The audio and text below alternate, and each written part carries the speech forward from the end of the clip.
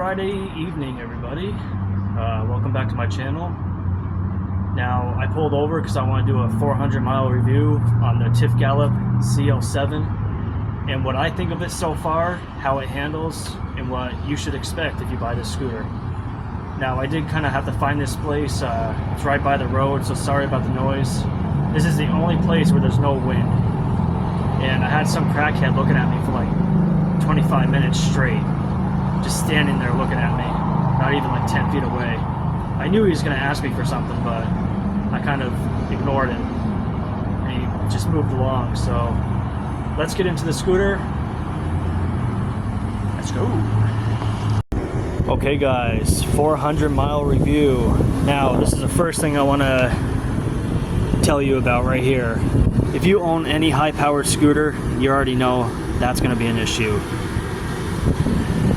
The tire is completely bald. It still has some pretty good traction. I'm just waiting on new ones right now. But unfortunately, with the cl7, if you want off-road tires, I don't think you can have it, because there's minimum clearance with this in the fender, and there's no way to raise that. So off-road tires, I think, will just rub on the fender. I mean, you could take the fender off if you want and put the light up here. That's your decision, but I'm gonna stick with street tires because I'm not really off-roading around here. Oklahoma's just really flat. And the second thing I want to throw out is the back shock. Now, the stock back shock is complete junk. It's just gonna rattle and rattle every time you hit a bump. So I upgraded to the T88 Plus shock. Now, it did raise it really high off the ground, as you can see.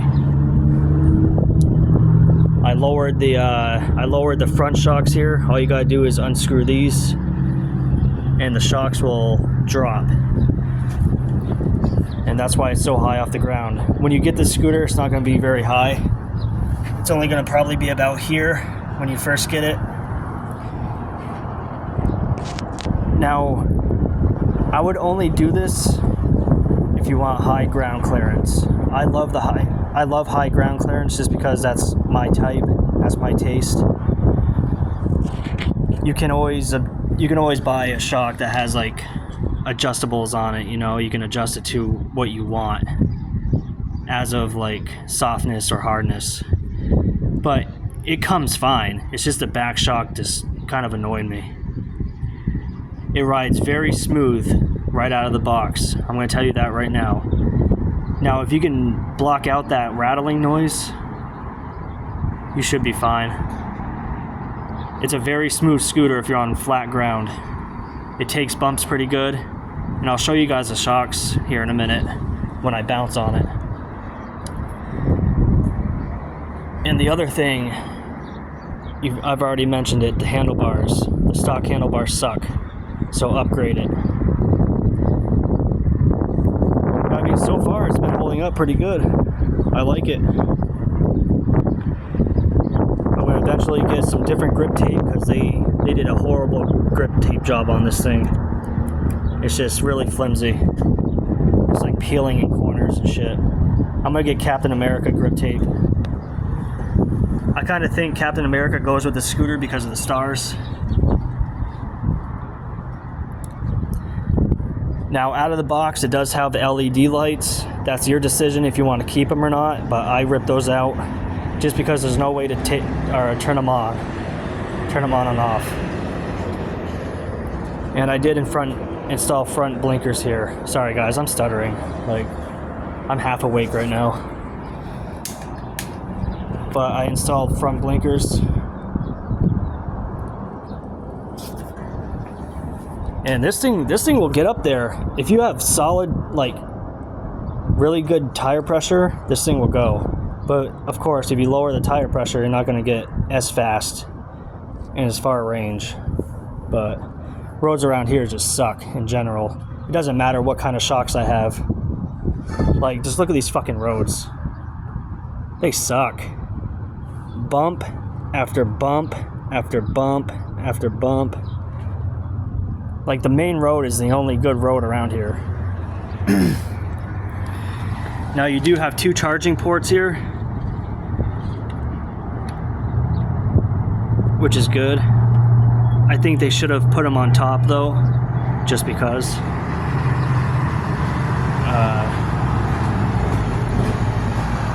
The back kick plate's okay.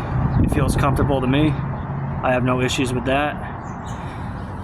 Now you can see I installed these little wire things just to have the wire not rub against this, because it was starting to rub right here. So I just put these to kind of keep it off the fender. And I did silicone it all the way around, waterproof. But 400 miles already, guys. This thing's going good, except for that front tire.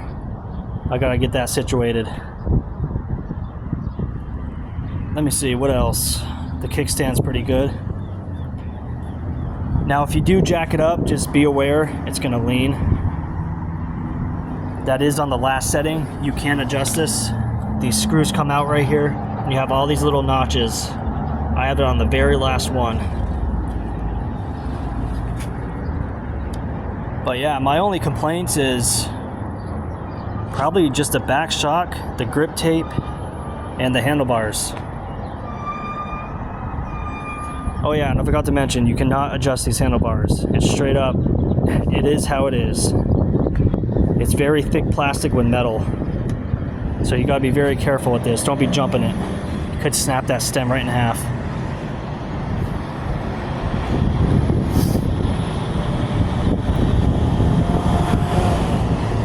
Man, are you kidding me right now?